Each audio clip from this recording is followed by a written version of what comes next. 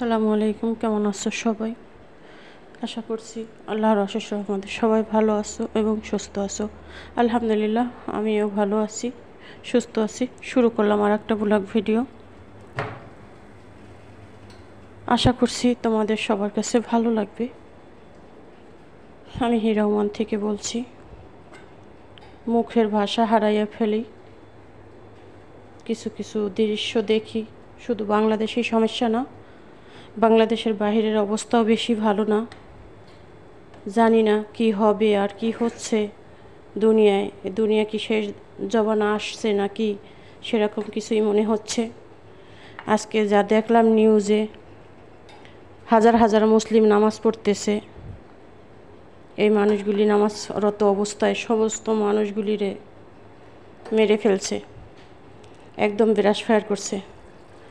আর সহ্য হচ্ছে না, কি করব জানি না। এত খারাপ লাগতেছে যা ভাষায় বোঝানো সম্ভব না। আর আমরা যারা ভিডিও বানাই তারা ভালোভাবেই জানি, সব দেশের খবর কম বেশি হয়তো বা একটু একটু হইলেও জানি।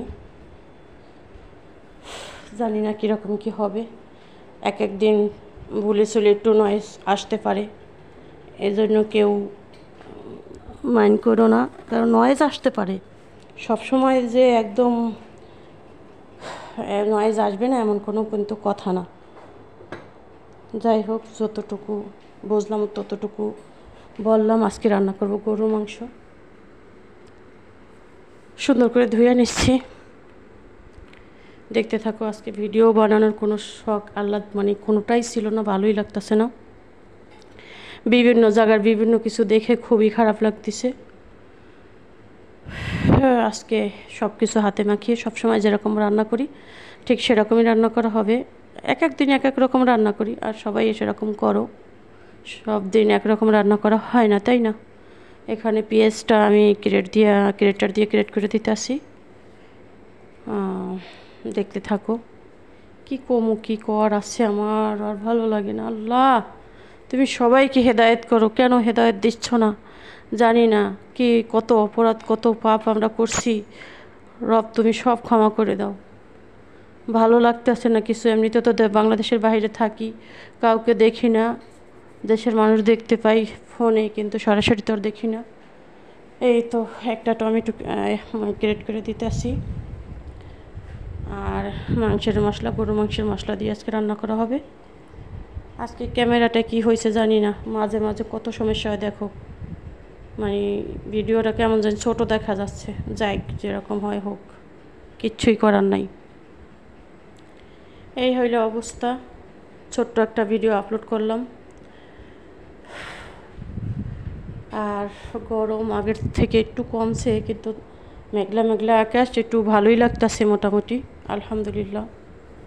সবাই দোয়া করবা, সব দেশ জানি আল্লাহ সুস্থ রাখে, শান্তিতে রাখে, ভালো রাখে। ভালো লাগে না, কিচ্ছুই ভালো লাগে না।